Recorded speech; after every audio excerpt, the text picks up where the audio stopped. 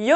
Aujourd'hui, on va parler d'une de mes plus grosses claques théâtrales de l'année. Elle est connue partout comme étant la révélation d'Avignon 2017 et elle résonne bien avec l'actualité assez badante du moment. Je parle de Mon Ange, mise en scène par Jérémy Lippmann. Avec une bande-son d'Adrien Olokou, une scénographie de Jacques Gabel et Lina El Arabi au plateau en seul en scène. Et si je te cite autant de noms, c'est qu'il y a une raison. On en parle tout de suite. C'est parti.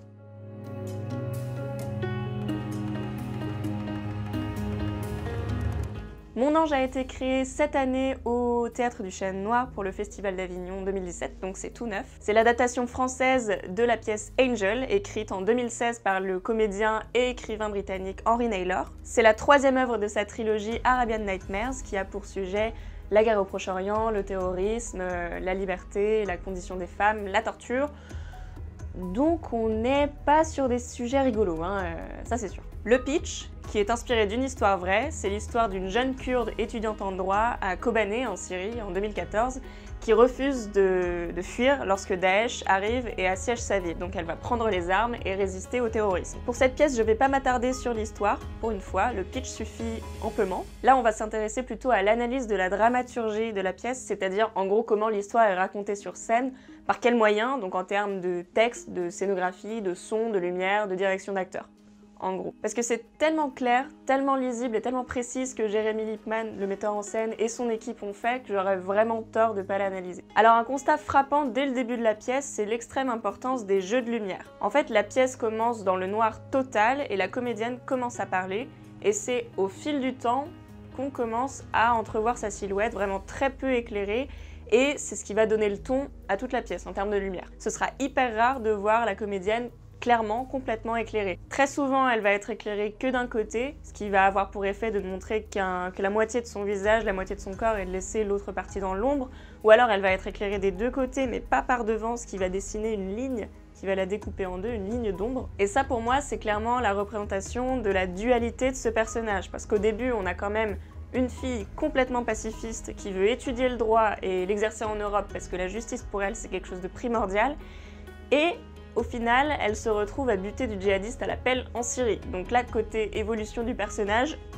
t'es servi. Après tout ce parti pris de peu éclairer le sujet, de peu éclairer la salle, évidemment, ça instaure un climat inquiétant, angoissant, on sait pas trop ce qui va sortir de l'ombre. Ce côté-là est renforcé par la scénographie, par le décor, qui est en fait constitué d'un toit recouvert par des feuilles de camouflage, qui te rappelle le contexte de guerre dans lequel on est. Et évidemment, le travail du son vient rajouter son lot d'angoisse au cas où t'étais pas déjà en train de mourir de peur. Moi, j'étais déjà en train de mourir de peur. Le son est vraiment un personnage à part entière dans cette pièce. C'est l'ombre de Daesh qui plane sur le spectateur.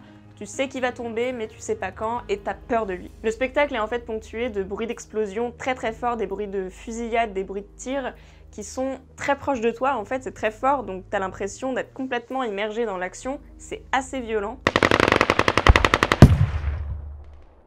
Donc je te préviens dès maintenant, si tu es sensible aux bruits d'explosion, aux bruits de fusillade, ce genre de choses, surtout dans le climat dans lequel on vit maintenant, prudence sur ce spectacle parce que c'est très réaliste, et pour ma part, j'étais vraiment à deux doigts de fusionner avec mon siège tellement j'étais en PLS, quoi.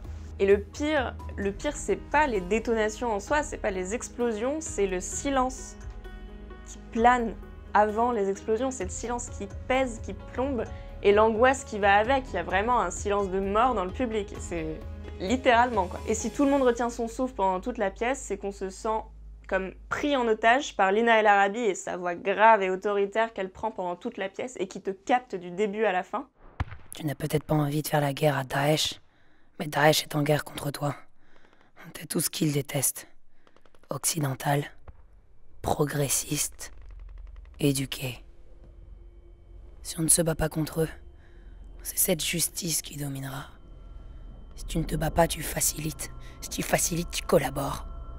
Elle te perd jamais alors qu'elle garde pendant toute la pièce ce ton sévère très linéaire, et c'est le point d'ailleurs qui m'a moyennement plu. Moi j'ai adoré les moments où elle se radoucit, où on voit perler l'humanité, et en plus c'est des moments où le spectateur peut se permettre de respirer. C'est vraiment, nerveusement, ils sont nécessaires ces moments d'humanité. J'aurais aimé à titre personnel un peu plus de nuances dans le jeu d'acteur, même si je suppose que c'est un choix et que ça relève de la direction d'acteur. Et par cette merveilleuse transition, on va parler du rapport entre choix de direction d'acteur et le texte, on va parler de la narration. Ce qu'il y a de commun entre pas mal de seuls en scène depuis leur grand retour dans les années 80, c'est cette importance du propos par rapport à l'importance donnée au corps. C'est vraiment ce grand retour du discours. Un discours qui n'a pas forcément de destinataire apparent, et Mon ange en est un exemple. La comédienne raconte son histoire au présent, ce qui ajoute un effet d'immersion. On vit avec elle ce qu'elle traverse, mais uniquement à travers son discours et son ton, parce que paradoxalement, elle, physiquement, elle est très statique pendant toute la durée de la pièce. Donc elle se déplace peu, elle est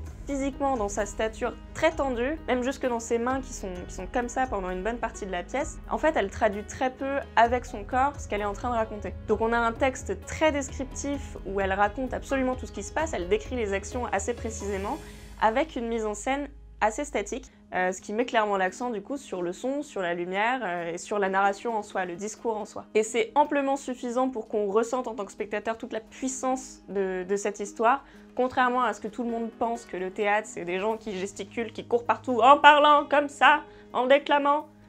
Bah non. Je parle fort et je ne suis pas ridicule.